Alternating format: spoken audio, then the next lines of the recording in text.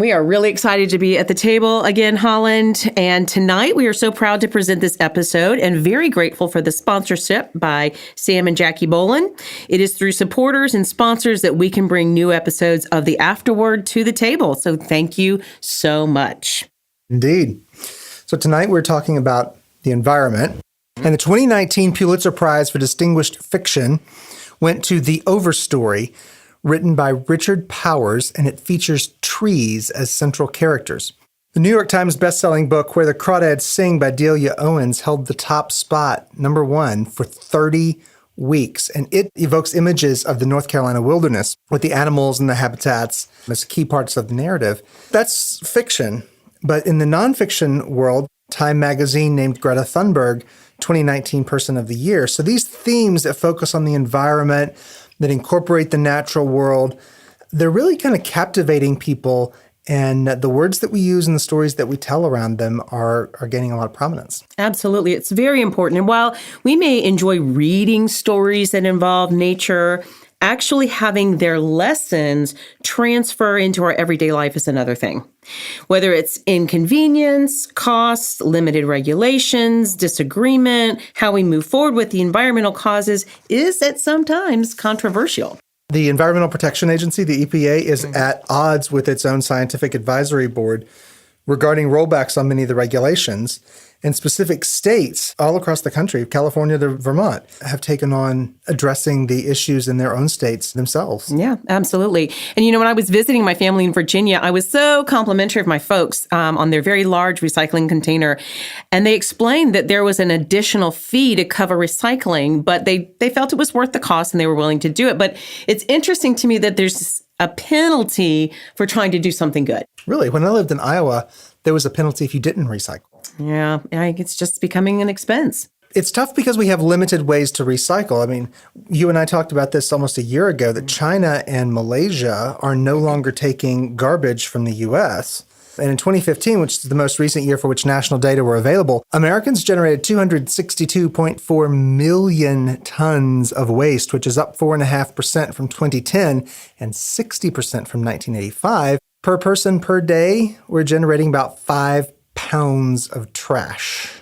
That's gross. That just makes me kind of feel icky, I'm not sure that's a real thoughtful word, but that's the word that comes to mind. Future of words. Is icky. Well, I know that recycling is not only the only way that we can be an environmental steward, and stories that share insight into our world can be catalysts of change. So to help us get a better understanding of how words shape our future on this planet, we've invited Joelle Teachy and John Yunker to the Afterword table. Hi, I'm Holland Webb. Hi, I'm Amy Bolin. And you're listening to The Afterword, a conversation about the future of words. Joelle is the executive director and arborist with Trees Upstate, founded in 2005. Their mission is to plant, promote, and protect trees in and around Greenville County, South Carolina. And from what I understand, they've expanded that to other places in the Upstate as well. They protect trees by teaching people how to properly plant and maintain a healthy urban community forest. Joelle has been the executive director of Trees Upstate, which is a 501c3 since 2007. She is also a certified arborist. Her educational background includes a BS in marine biology, which she's got to share her story with us about her time in Alaska in just a moment, and an MED in natural sciences. Joelle lives in Simpsonville, South Carolina with her husband and son. She's an avid swimmer, cyclist, runner, and I think this is my favorite thing that a guest has said. I don't think we've ever had one who said that they have a favorite tree, and her favorite tree is basswood, which I'm going to do my best shot. Tilia americana. Yes, that's it. Close. You got it. So, Joelle, what are you working on currently? Well, personally, it took me a while to get through Richard Powers' book, The Overstory. It was so much about trees, I felt like I was working when I was reading it. Mm-hmm. But for those of you out here who haven't read it, I definitely recommend it. It was fantastic. Wow. And a big thing that struck out to me with the Overstory was all of the people who had read it in the reviews saying that it changed the way they looked at nature and changed the way they looked at the environment, changed the way they looked at and thought about trees. Okay. And, for me, having been a science teacher and I'm a tree person, it didn't really change me, but it was a great story. And I definitely recommend it to everybody. Wonderful. And now, as far as Trees Upstate, what we're working on, we're in the middle of planting season. So our planting season is October through March. That surprises a lot of people, but the best time to plant a tree is either when trees are about to be dormant or they don't have leaves or, late spring. We want to plant trees October through March to give them a good head start before it gets hot and dry during the summer. Okay. So we've got a variety of projects. So the biggest things we're working on right now, we are working to raise $80,000 to plant and water trees along the Prisma Health Swamp Rabbit Trail. Excellent. We are in the process of year 4 of our Duke Energy Saving Trees giveaway programs. So Trees Upstate, since 2005 has planted about 7,500 trees, but we've also given away over 5,500 trees to people who just come and pick them up from us. So that program is sponsored by the Duke Energy Foundation. We're super thrilled and pleased. Duke Energy has been our sponsor for the last 4 years. And so, their interest in it is that strategically planting trees around your home saves energy. Sure. And so it reduces your bills. So trees are good. And then we're just working on our regular tree plantings. So we plant in parks, schools, and green spaces, neighborhoods. We typically have schools and neighborhoods come to us to see if we would do a tree planting in their area. So we're really excited that we're Trees Upstate now. We're working with the Noble Tree Foundation to plant 100 trees in Spartanburg County at Spartanburg County Schools. And I think that's the nuts and bolts of it. Oh, yeah. Actually, we do have one more big thing. We protect trees by teaching people how to plant them properly, mulch properly. So we're partnered with Clemson Extension and Trees SC, and we've got a workshop coming up in February, late February, and it's for industry professionals. So we actually train landscapers on how to properly plant a tree and mulch a tree. Because what people don't really realize and think about is, especially for those listeners in Greenville County, we've got a lot of high-density shopping districts, and even in Spartanburg County, Tiger River Park is a great example. We've got these really high density places where the trees were not planted properly. And as a result, they're going to live a shorter life. So by planting a tree properly and mulching it properly, we get mature canopy and we get benefits from mature trees. So we need to plant them properly, mulch them properly. So protect and teach and promote and plant. Yes, so we got a lot going on. That's excellent. In answer to your question. Fantastic. Wow. And welcome to John Yunker, who has written plays, short stories, and novels focused on human-animal relationships. He's the co-founder of Ashland Creek Press, a publisher devoted to environmental and human rights literature, and is the author of The Tourist Trail and the sequel Where Oceans Hide Their Dead. He is also editor of the anthologies Writing for Animals and Among Animals, and his full-length play Meet the Parents was a finalist at the Center Stage New Play Festival in Greenville, South Carolina.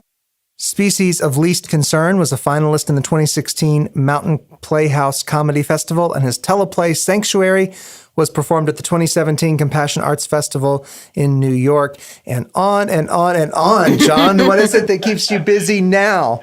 Oh, gosh. Let me count the ways. First off, we, through Ashland Creek Press, have acquired a book that we're going to be publishing in May by an Australian author. I know Australia's been in the news for all the wrong reasons lately. His name is David G. Brooks, and his book is called The Grass Library.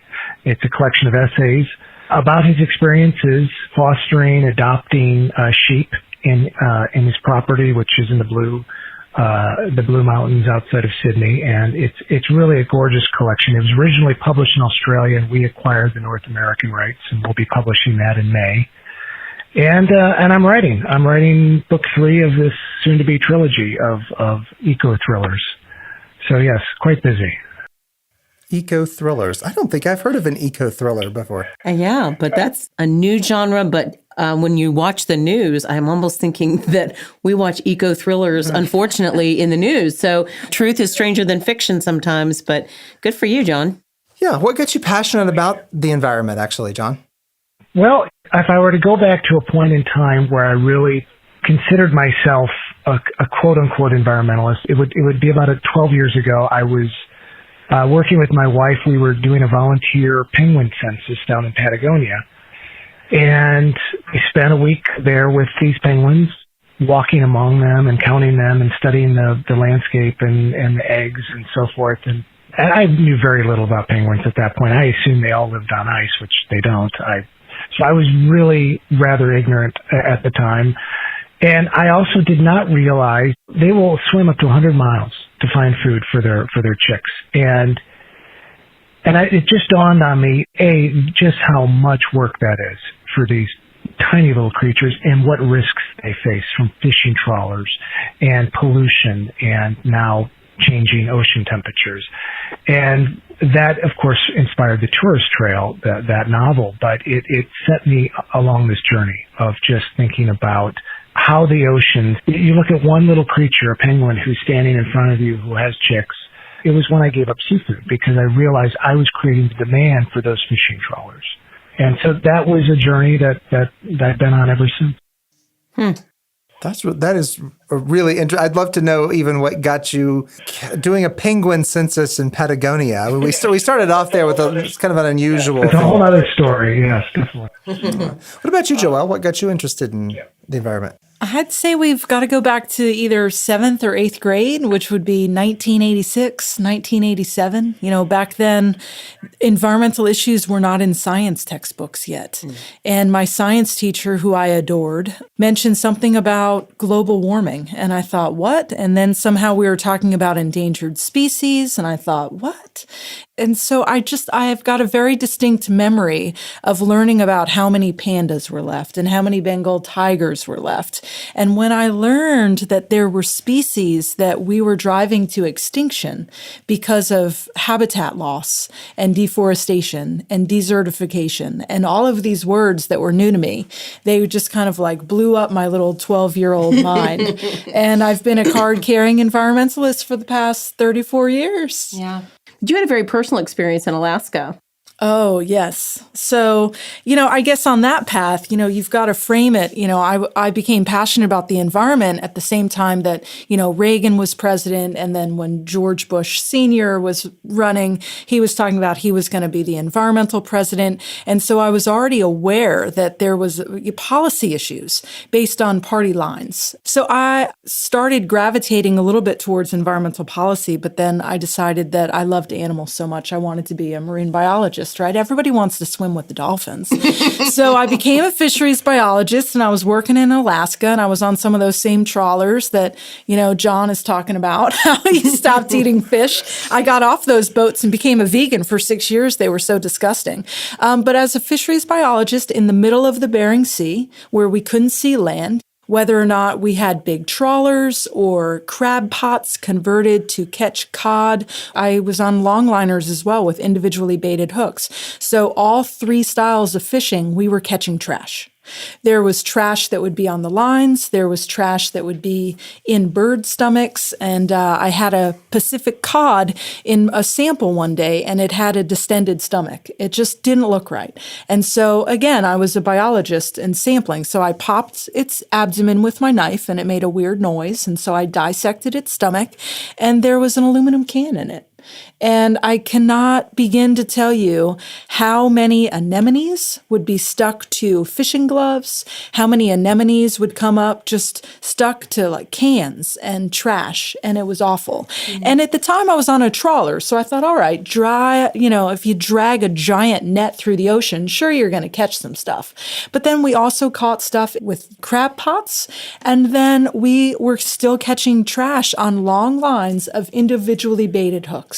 So we would have a hook catch a door, a cable. And then I was super surprised when I was getting trained at NOAA in Seattle. I was given a wheel. Like you're familiar with a planisphere, you set it to where you are or whatever. So this was one of those spinny wheels where based on your distance from shore, what you could dump in the ocean. If you were in state waters 3 miles out or federal waters, it told you what you were able to toss overboard. And so I'd be out on deck. I joke that my job was like 1 fish, 2 fish, red fish, blue fish. So I'd be out there counting fish as they came aboard. And, one of the bosuns out on the deck would be drinking a cup of coffee and then just throw the styrofoam out in the ocean. And that was okay based on the spinny wheel. Oh, wow. So trash. It totally changed my career path. Yeah. Trash. I felt like I needed to be a science teacher and teach people not to litter. Yeah. Wow. Oh my goodness. This conversation has already become so exciting. So, Joelle, tell me, why are environmental issues so controversial? Okay. Because, we're hearing about things back in the 70s and 80s, and you're right. Policies weren't made. Things are still done based on spinny wheels, distance.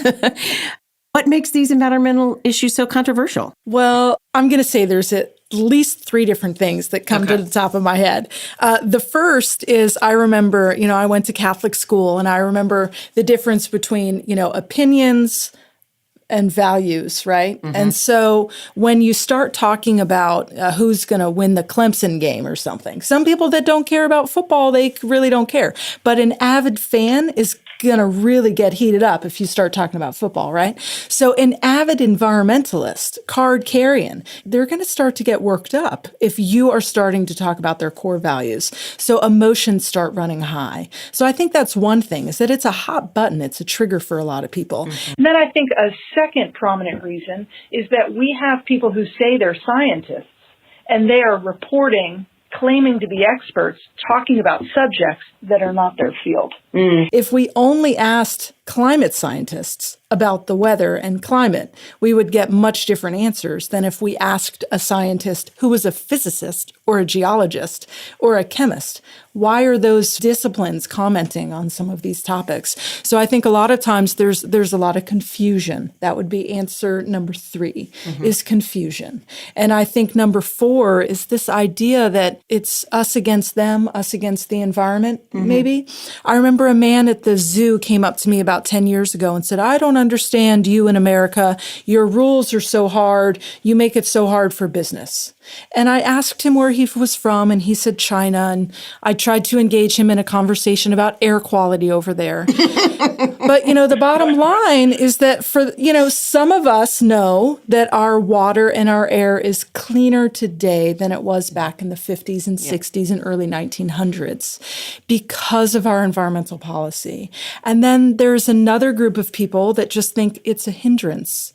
And so I think lack of education, awareness, and then you start talking about hot buttons and confusing information. When people say that scientists cannot come to consensus, we're going to have a problem. Sure. But I think we need to be critical readers and engage with the material. And when we see a scientist weighing in, well, is that their field? Is that their discipline? And who is paying them? Yeah. We talked about follow the money when we talked about propaganda. Propaganda, yeah. So that's just my hypothesis. Again, because, we can't say theory. And that's another problem when we start talking about, what was your original question? Why is this so controversial? Well, basic science literacy. How often do we hear people say, well, that's my theory? Yeah. No, it's not a theory. Yeah. A true theory has been tested and it's well proven. It can be repeated. So we can only hypothesize. There you go. So for the future of words, we need to watch how we respond to things. And that was part of the second part of this question. But I want to take you back to another statement that might be controversial, is this idea that we have a philosophy based on fear-based decisions. Oh, yeah. So how does fear kick into an environmental decision?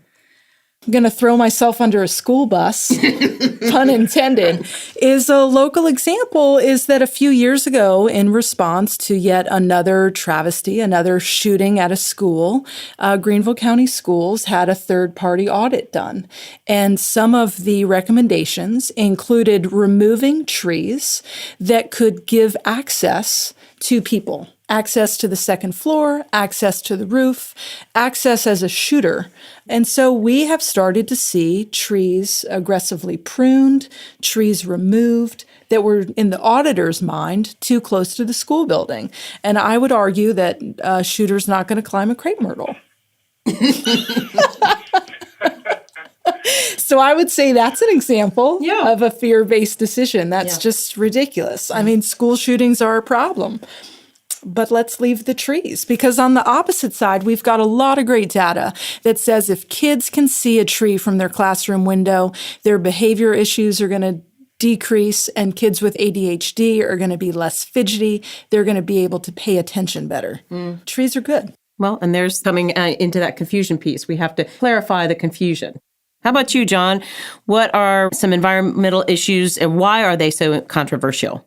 Gosh, I'm going to agree with everything Joelle said. There's that and more. I'd also say that we are creatures of habit. And when we start to talk about the environmental issues we as a planet face, it's overwhelming. And so I think some people just don't want to change. And I get that. We have rituals, we have traditions, expectations.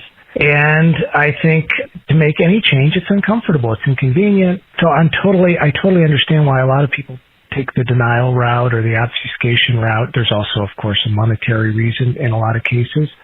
So it is not terribly surprising that a lot of people just get very combative, and we're starting to get to this fatalistic phase, I think, where it's too big, we can't solve it, which I totally disagree with. I think we can and we will, one way or the other. I'm not saying there's a lot of suffering ahead. There is, but at the same time, I think we all need to focus on what we can do and break it down to individual things we can all do. It's not going to be just one superhero moment. I think we're in a superhero moment of culture where we have all these movies about superheroes. We all want something or someone to flip a switch and solve all our problems, but we can all individually solve our problems in a lot of different ways. But that does require changing habits, creating new habits, and you have to want to change. And I understand why a lot of people don't want to change. There are habits that I've changed that were difficult to change, about composting, for example. It took me a while to do that, because it's messy, it's inconvenient. But once you do it, it becomes a new habit. But I had to want to do that. And so there's things like that. That's just one example. But I think as a publisher, as writers, think of ways to connect with readers to help inspire them to do that and motivate them to do that.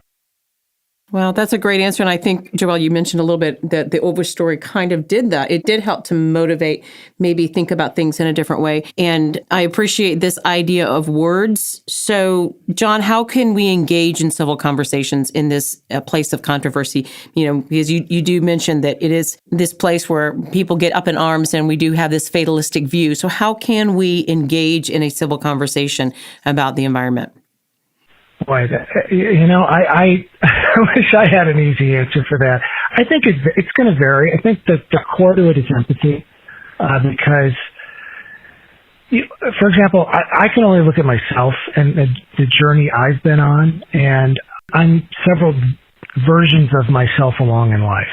The version of myself when I was growing up in the Midwest is totally different from the version that I am today. I'm still the same person, but I had to evolve in certain ways, particularly environmentally. And it would have been difficult for a lot of people to force that upon me. I think, by having empathy for where other people are in their lives, what issues they're facing, what fears they're dealing with, if they believe that an environmental regulation is going to put them immediately out of work, then you've got to deal with that. It's not that they're not capable of being an environmentalist. They have fears that need to be addressed. It's empathy is a way we can all connect and understand, where we're all coming from. And that at least I think is a start. I also think humor. Some of the plays I've written are humorous. I think humor is a way for overcoming differences. And I've noticed that comedians do a really good job sometimes of dealing with climate change. It can offend environmentalists as well, but I think we can all laugh at ourselves, and we should all be able to laugh at ourselves to get to a place where we can be constructive and work together. Those are just a few things I think of. And I think, stories, fiction has a huge role to play, like the overstory, because what frustrates environmentalists and me at times is that we can throw numbers at other people all day long and it means nothing to them. And they've made up their minds. They're locked in a certain point of view. But what I've seen is stories are very subversive. They can be extremely subversive, and they can go where facts cannot.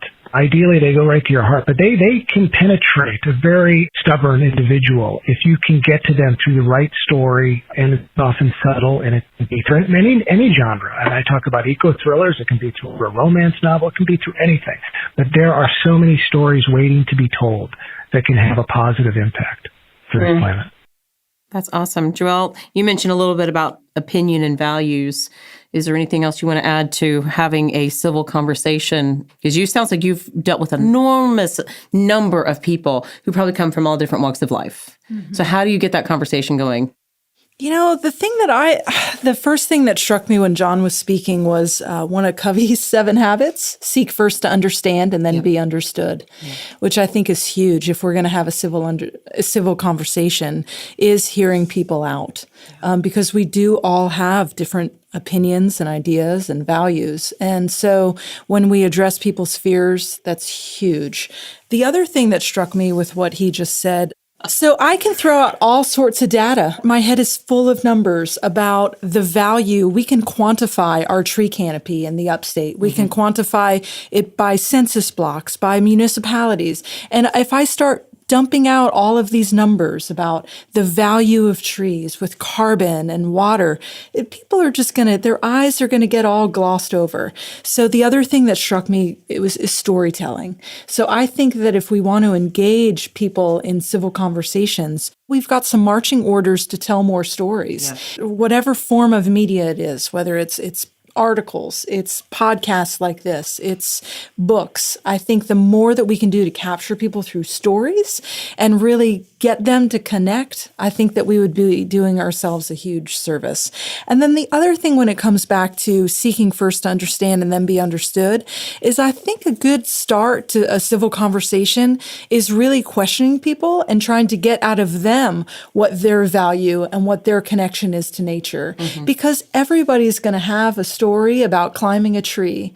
Everybody's going to be able to think about some time, some event, some moment. And I think we've got to rekindle that spark inside of everybody. Yeah. One of my favorite lines from a book was Rachel Carson's Silent Spring. And she was talking about if she had any, magical power ultimately, she would want to give that sense of wonder that kids have to adults. And so I think through storytelling and asking questions, we can maybe re-spark that sense of wonder and awe of nature. That is beautiful. I love that. All right. So Joelle and John, we're looking forward to new technology, innovation. And, I heard you say, John, that you don't think that the environment is a fatalistic situation, that there is hope.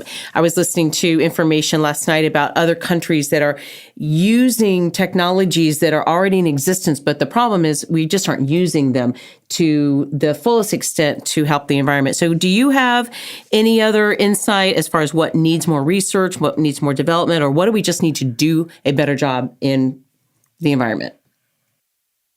I think a lot of the answers have already been provided. I'll just focus on just one thing, agriculture. And I just spent the past year going through a program, and I'm involved with the local Master Gardeners group out here, and it's just been fascinating. And my mom lived in Iowa, and when I used to visit her, I'm from the Midwest, and when I used to visit her, I was always struck by how it looked beautiful. You have all the crops, but then she'd say, well, you can't drink the well water. The whole water table is just polluted with nitrogen and runoff from all the fertilizers. But what's going on in Iowa right now is there are a few very amazing nonprofits and grassroots organizations that are evangelizing for a more organic, non-fertilizer oriented type a form of agriculture, which of course is the way it used to be. So in a way, we're going back to the old ways of doing it.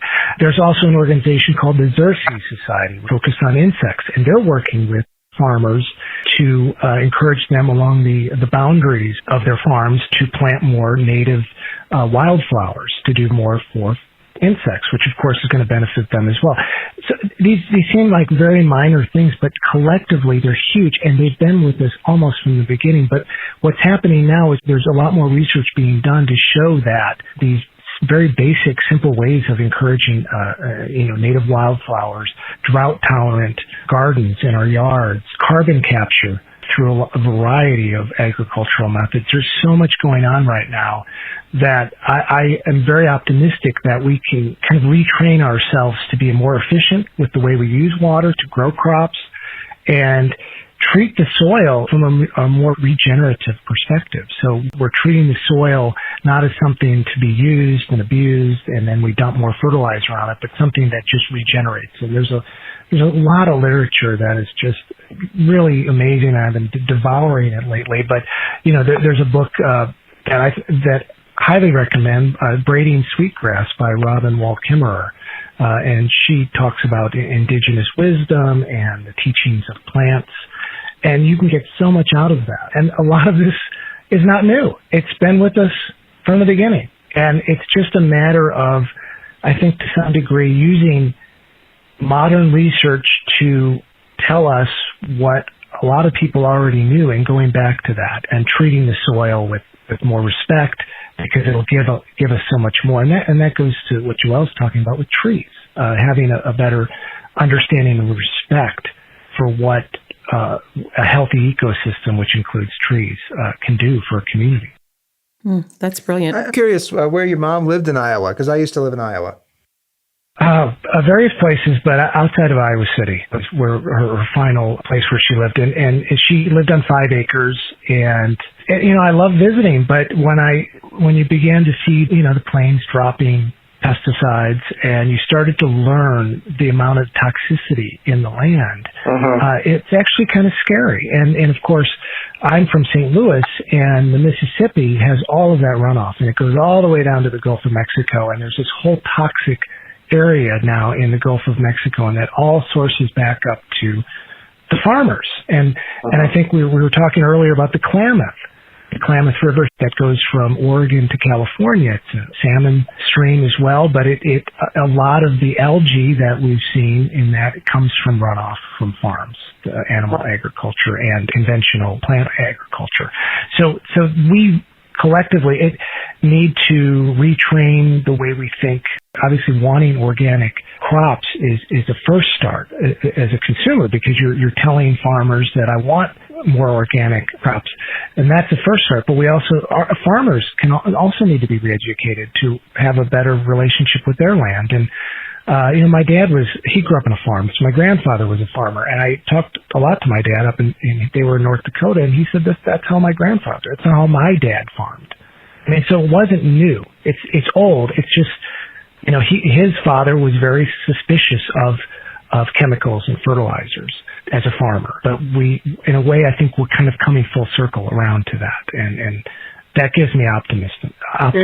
The fewer chemicals we spread around, the better we're all going to be. Our children, our water, our plants, insects, everything. We talk about Rachel Carson, and her book was amazing, but it's so sad when you think of how little has been accomplished, even now, with glyphosate, Roundup. It's really troubling. Yeah. So, anyway. Thank you. How about you, Joelle? Anything that gives you some areas of encouragement? Well, yeah, just hearing about that. I mean, think about how many people agriculture has involved, right? And so drawing those stories out from people impacted and affected by this. So whether it's agriculture or just what happened with the water supply in Flint, and it's happened a lot of different places. Or what about all the people who grew up for generations in Ohio? And the families could tell stories about the Cuyahoga River catching on fire, or just people who, Chattanooga has done an amazing job revitalizing downtown, but let's go back a few decades when all of the stakeholders had to get around a table and say, how do we revitalize Chattanooga?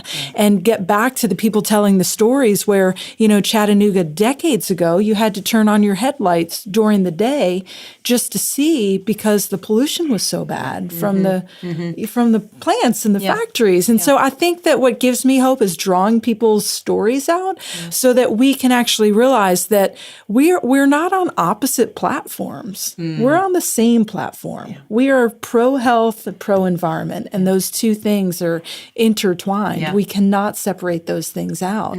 And so it's up to us to keep the environment healthy, because we're trying to keep ourselves healthy. Absolutely. And even if the message is, hey, let's keep the chemicals out of us, maybe that'll get there. Right, so I right. think what gives me hope is the storytelling.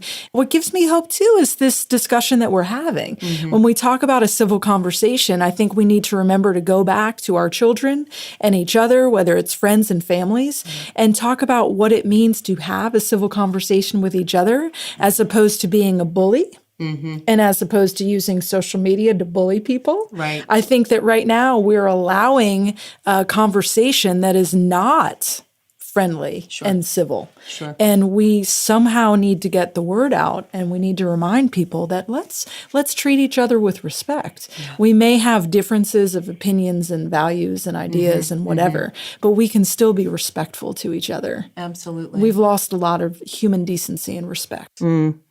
And what I'm hearing from both of you is this is really not a topic that we have that freedom to just sit on the fence and not do anything about, because whether you choose to do something or not, you're still affected by it.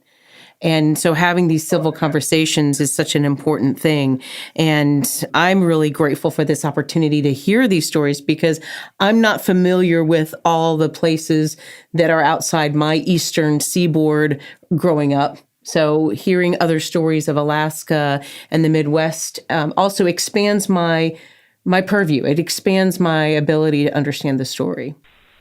And I just want to chime in on one thing, too, that we hear a lot about jobs, economy, and it's often considered true, like a fact, that any regulation is bad for business. But the fact is, a lot of what farmers are doing with more organic agriculture has actually been better for their business. They're not, fertilizers and chemicals cost money. So if you can take that out of the equation for farmers, that is fewer expenses, and they can charge often more for some of their products. So there's a greater demand for it. So it's not necessarily, if you add a regulation or if the public suddenly wants organic, that's just going to ruin our lives. It's not black or white that way. I do believe that a healthier planet, healthier ecosystem is extremely good for business. And having a public that is very educated about, what they're consuming and what chemicals are what, that's really important, and it's something that starts at home, obviously, but it's something that the schools can do a better job of teaching as well, and we're talking about. I think we all need to step up and educate ourselves and really be aware of what's going in our bodies and the impact of our daily lives. Wow, that's good. Well, we're going to wrap up this episode, the first part, talking with John Yunker and Joelle Teachy. And while you wait for next week, please leave us a review, rate us on iTunes, become a subscriber to the afterwordpodcast.com. It does help keep the conversation going. And as always, remember, you are welcome at our table.